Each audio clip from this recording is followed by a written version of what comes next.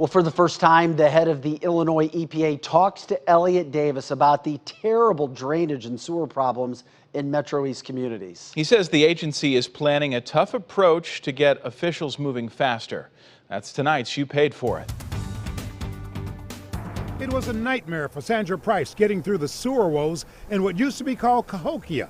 Now it's part of the newly merged city of Cahokia Heights. Very upset because we also had gas smells in the house.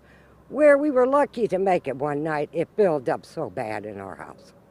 It was horrible.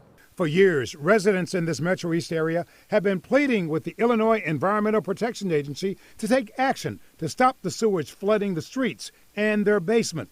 They couldn't get their local officials to do enough. Do you think EPA has done enough? No, they have not done enough.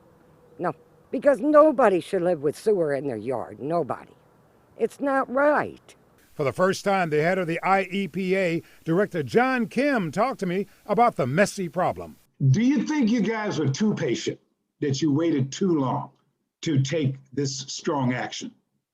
Well, look, I'm sure, I have no doubt that the residents and the community would say that this has taken far too long. And I understand that. And I certainly believe that we need to now do as much as we can to try and bring this to some kind of resolution.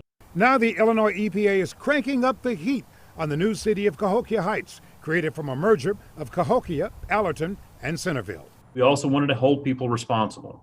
And so we have referred a matter to the Attorney General's office involving what was then called Common Fields of Cahokia. So will the lawsuit be amended to sue Cahokia Heights?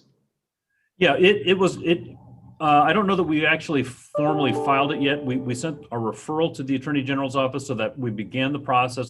It was clear that now the local community just simply cannot take care of this on their own, and so we needed to have some more direct intervention on our part. Among the problems, drainage ditches that are blocked by vegetation, and many of the lift stations or pumps are broken.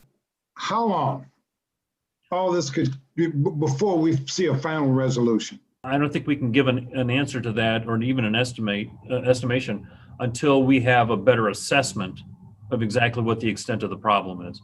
A frustrated Mayor Curtis McCall, elected as the first mayor of the newly formed city of Cahokia Heights, talked on Thursday about the horrific sewer woes and in an unusual remark about what he thinks needs to happen.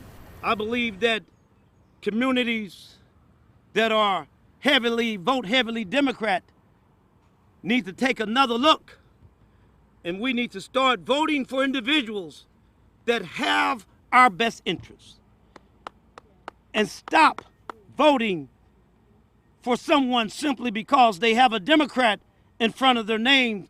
Mayor McCall says he's going to use the entire $3 million from the American Recovery Act to try to deal with the sewer issues, but he says he still needs another $20 million. I'll keep you up on the latest actions by the mayor and the new actions in court by Illinois EPA to deal with an issue that residents have had to cope with far too long. After all, you paid for it.